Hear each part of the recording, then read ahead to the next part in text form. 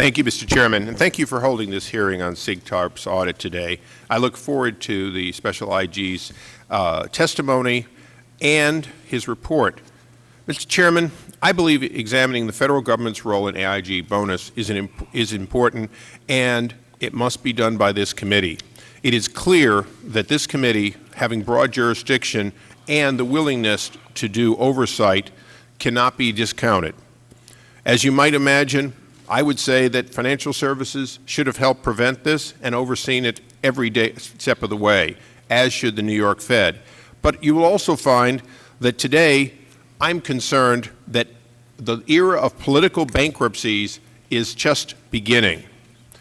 We certainly, as a committee, cannot continue to ignore vital issues, and I will ask about these, related to the role of Fannie Mae and Fannie Mae and Freddie Mac, the bailouts of General Motors and Chrysler, and the future of FHA, and I know this committee will not shrink from its duty. Last March, the American people learned that employees of AIG Financial Products, or FP, the very division responsible for making the bets that sank the company, were getting hundreds of millions of dollars in retention payments for what ultimately had been their failure. AIG's CEO told us that the company needed to retain AIG FP employees because they had technical skills to unwind the company's risky investments in order to pay back the taxpayers. However, it is clear that it was not about paying back the taxpayers. In fact, during the so-called unwinding, that $180 billion, much of it went to paying 100% on the dollar for, in fact, credit defaults or insurance programs which would not have ordinarily in bankruptcy been paid full.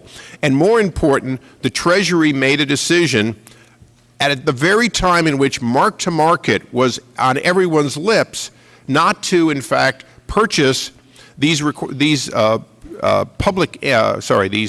credit defaults at their market. You had pieces of paper which were floating around at a market rate of 20 or 30 cents on the dollar or more, and in fact, we paid 100 cents on the dollar.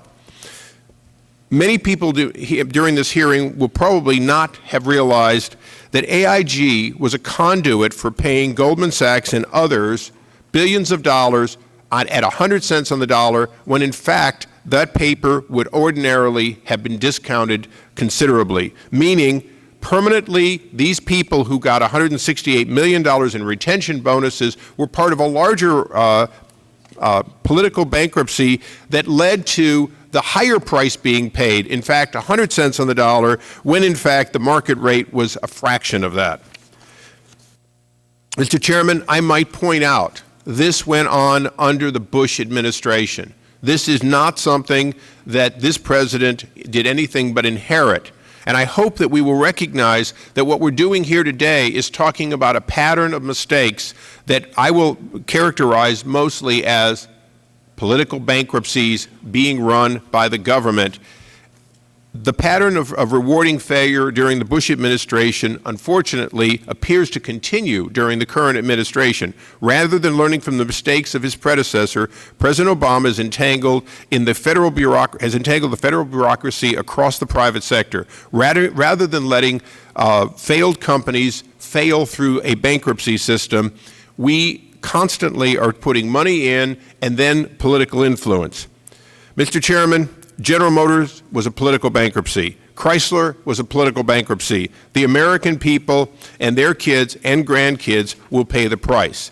The lesson we ought to take from the story of AIG retention bonus today is rewarding failure through a policy of bailouts and circumventing the rule of law and ordinary procedures within bankruptcy cost the taxpayers far more than if, in fact, we had backstopped what we were obligated to backstop.